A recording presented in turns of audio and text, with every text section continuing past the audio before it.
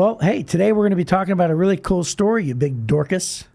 Well, so there's a lady that Yes. we're going to be talking about, and she has a very unfortunate name. Yeah. So he's Chris, and I'm Jeff, and we're the Bible guys.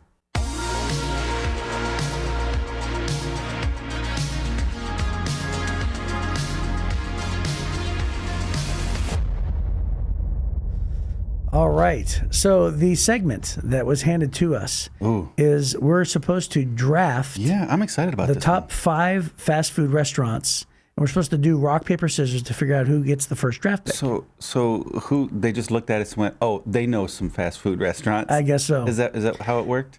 So it turns out, because they requested 5, that apparently one of us will have 3 on our team, And the one other will have- 2. yeah, Right? yeah. So I guess... Maybe we can do a bonus pick. So it's 3-3. Yeah, sure, why not? Okay. Let's do so rock, we're paper, scissors. Ready? We're terrible at this, by the way. Yes. Okay, 1, 2, 3, shoot. Oh, I get the pick first. All right, so Oh, I'm going to go with... Oh, so I have a question, actually. So does Five Guys burgers and fries count as fast food? do they hand it out the window to you? Dread. Okay. So Well, then- no, it has to be in a bag.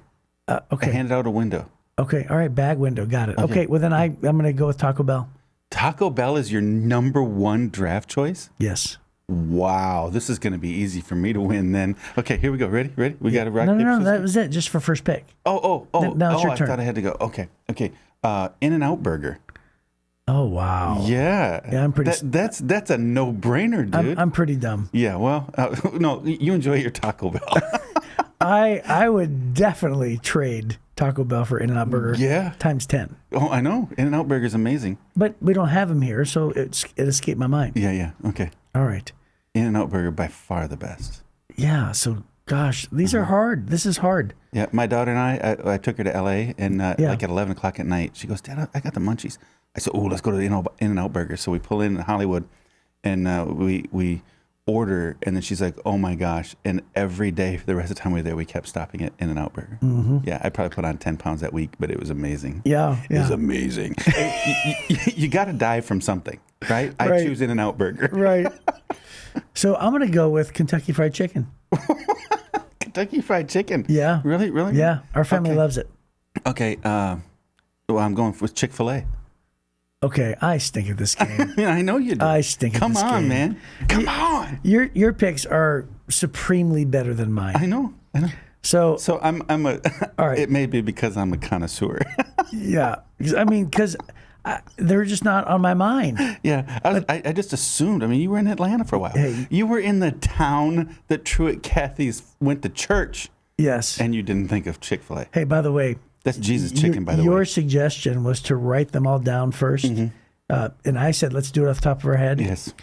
Had we written them down, Yeah. No. those would have been no. my This top was 2 your picks. own bad choices. Yeah. Yeah. All right. Okay. Well, then, since I have What's your such a next one? terrible list anyway, I'll just go with Wendy's. Wendy's. So I like Wendy's. Wendy's is good. Yeah. Okay. I'm going to say Checkers. All right. Forget it. There you go. I'm gonna. I'm just gonna. best fries. I'm just gonna get up and leave. Huh? Yeah. Am I right? You're right. I You're know. Right.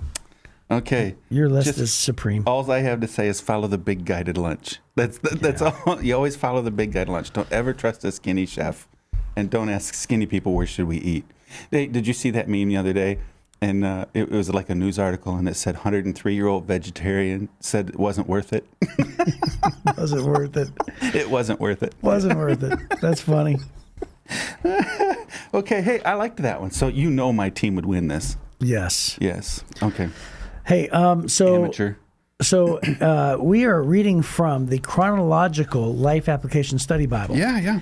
And the chronological word there is because this particular Bible is placing, for instance, all of Paul's doings and all of his writings, and they're sort of weaving it in the Book of Acts as the Book of Acts as we're reading it. So we can make references to what is happening. For instance, like yesterday, we made reference to Galatians chapter 1, because that's what it does. So if you're kind of new to Bible reading, sometimes it can be a surprise. You just you pick up a Bible and you start reading it like a regular book, a normal book, and that is you just start at the beginning and you're planning to read to the end, and you're looking at it going, wow, there's thousands of pages here, but I'm going to read. And so then you read through the book of Genesis, and it just kind of goes in order. It makes sense. And then Exodus, it makes sense. And then after that, it starts getting a little kind of odd. Yeah. And then you start having a sense that you're not really reading things in order. And then by the time you get into maybe King David's life or Saul's life in the Old Testament, you start to realize there's multiple books that are telling similar or same stories, and it's not in order. And then you get into all these like poetic books and these prophets, and what's the context with them? And they're from different times. And then you get into the Gospels, and there's 4 different eyewitnesses telling some of the same stories and some different stories. And how does all that work together? Then you finally get in the book of Acts. Then there's this whole group of writings of Paul that are just kind of floating out there without any context of when or why they were written. And then finally you get to the end of those final books. Finally you finish up with John writing the book of Revelation. And it's not in the same, it doesn't flow in the way that we're accustomed to reading Western books. And it's because the books in the Bible, 66 books, are clumped together by ideas or by the style of the writing, right? So like the poetic books, Psalms, Proverbs, Ecclesiastes, they're poetic, and they're kind of clumped together, not in order, just these are the Gospels are here, or Paul's letters are all here. They group them together that way instead of giving them in context and order. So a chronological Bible is not superior to the others, but it's useful, especially when you're reading through the Gospels, for instance. In this one, I love it because it'll put all 3, maybe if you're reading a story and it's in Luke and John, but it's not in Matthew, Mark, well, it'll put those 2 together in the right order at the right spot. Right. So it kind of gives you some flow to the storyline a little bit better. So we love it, but it has all the notes here of the Life Application Study Bible, which is what we love, because you don't want to just read the Bible and then go, well, I'm glad I read those words. You want to read the Bible and then go away saying, so this is what I should do about it. And the Life Application Study Bible will give you more information, but it'll also give you a lot of thoughts about how to apply it to my life. So very cool. We love it. I just had a conversation with somebody yesterday in my office. They're kind of re-engaging in faith. They've never really read through the Bible, and they told me they just bought one of the Life Application Study Bibles online. So we don't get paid for this. Nobody's promoting it or promoting us to do it. We just think it's a really useful tool. So you should get one. Very cool. Okay, so we are in Acts chapter 9. We're continuing this, and we're pivoting off of Saul for a moment, and we're going back to Peter. And Peter... Well, we're not. The Bible is. Well, the Bible is. Sure. Thank you for the clarification. Yeah, you're welcome. Whew, what would we do without you? Verse 32. I don't know what we'd do without you. We're already 7 minutes in. But I'd rather. 8 minutes in. Quit talking about it. So Acts chapter 9, verse 32 says, Meanwhile, Peter traveled from place to place, and he came down to visit the believers in the town of Lydda. There he met a man named Aeneas, he who had been paralyzed and bedridden for 8 years. Peter said to him, Aeneas, Jesus Christ heals you. Get up, roll up your sleeping mat. And he was healed instantly. Then the whole population of Lydda and Sharon saw Aeneas walking around, and they turned to the Lord.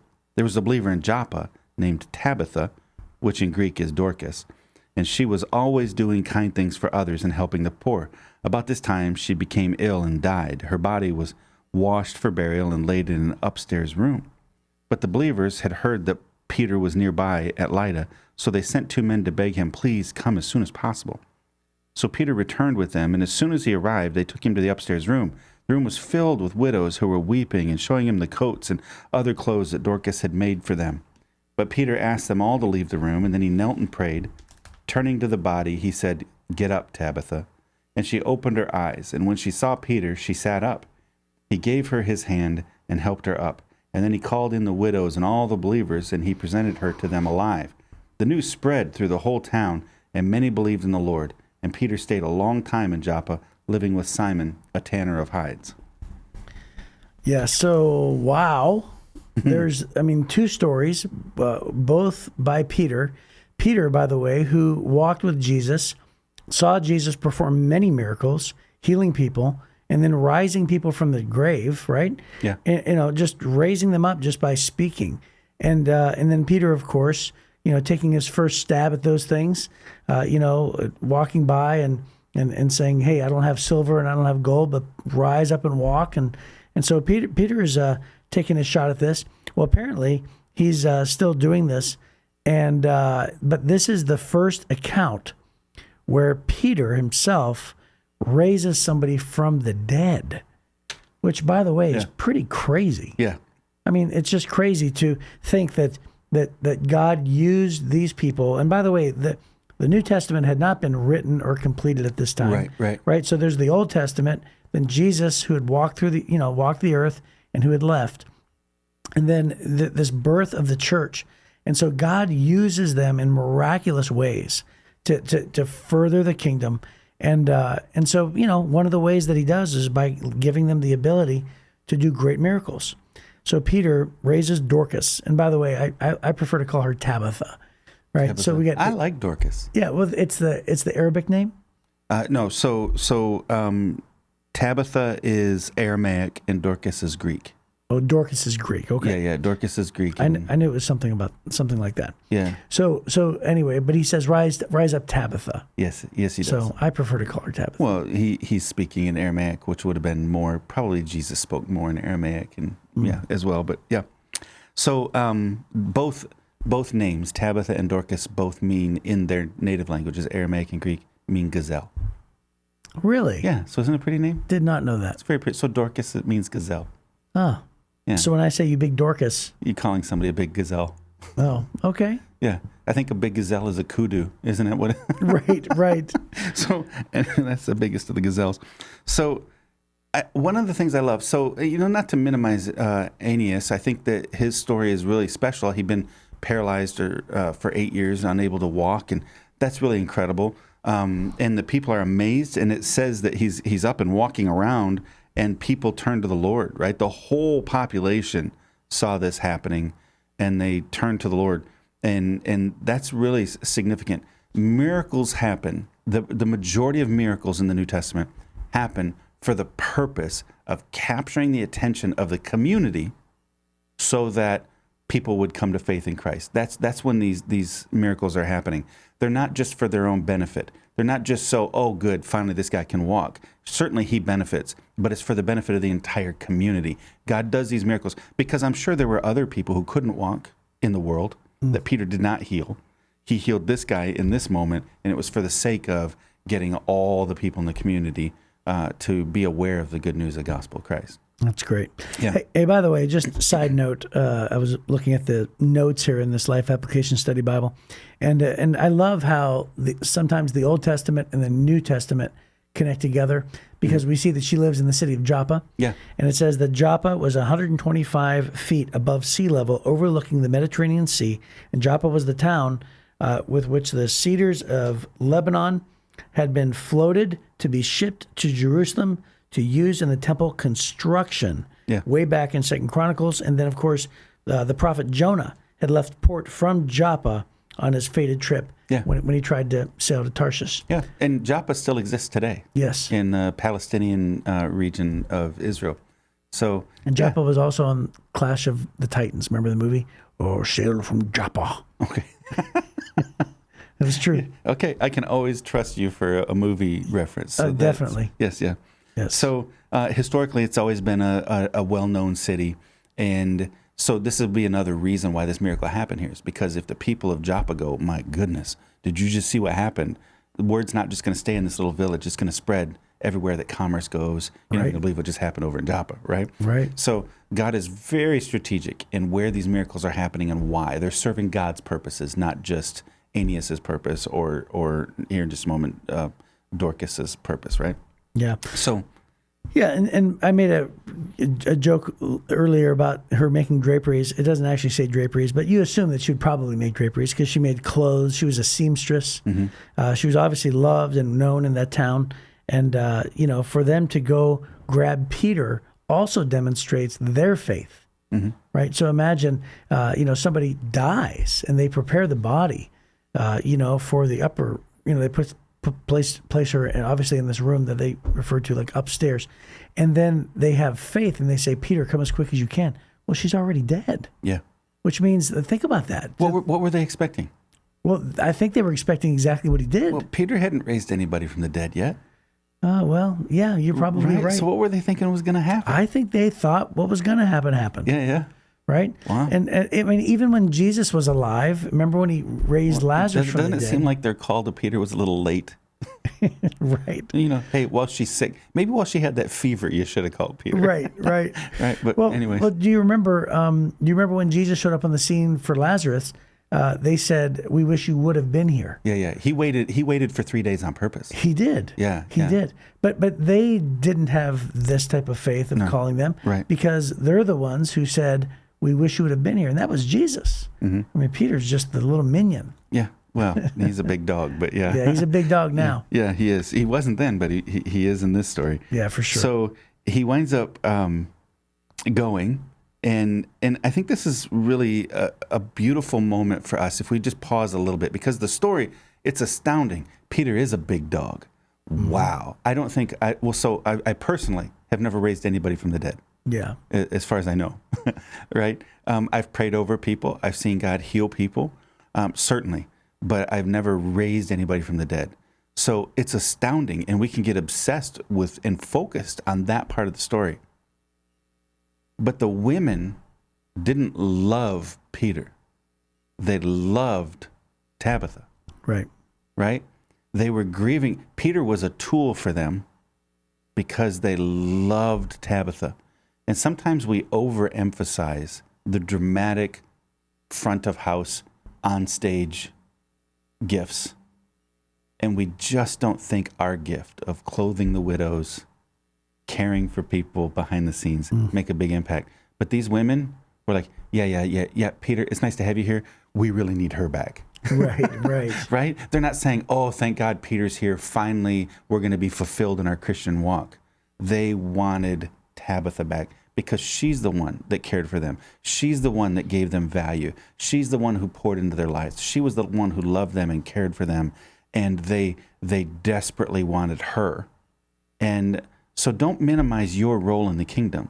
Don't minimize the good that you do for those children in that classroom, or for those teenagers that you're in that group with, or don't minimize the care that you give to the hungry people or those that are in prison or whatever. That work has a greater impact on the hearts and the lives of people than just the big miraculous moments that Peter's walking around doing. Not to minimize Peter, but sometimes we overemphasize his kind of gifts and we minimize hers. But here in this moment, in the church, they were grieving over her. Now, a little foreshadowing.